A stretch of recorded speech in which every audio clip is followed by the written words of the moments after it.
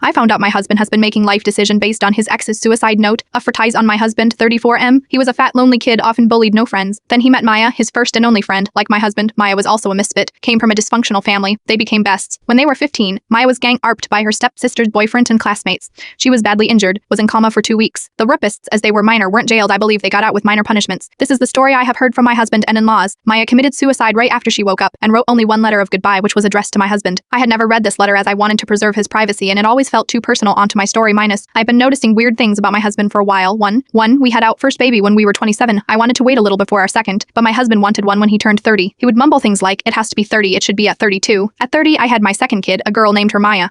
Now I often find him hugging her and crying, asking an infant if he is doing a good job at being a father. 3, we have to go on yearly vacations, even when our kids were babies and we were busy. He forced us on a vacay. 4, now that he is turning 35, he insists we buy a bigger house, again keeps mumbling, the house is at 35. Well, I read the letter, it was laminated and filed. He keeps it in the safe along with other does such as house property. It was a very sweet letter, basically thanked him for being there for her, and then she concluded it with wishing he lives this perfect life where he graduates at 24, marries at 26, has babies at 27 and 30, moves to a big house at 35, always goes on fancy vacay, and with him being 90 reading stories to his grandkids. She also tells him to be a good father and husband. If he ever gets tired, she wants him to think for her suffering by the end of her family. Now that I've read everything and know that my husband has been planning his entire life based on that letter, it feels so weird. I had to tell someone.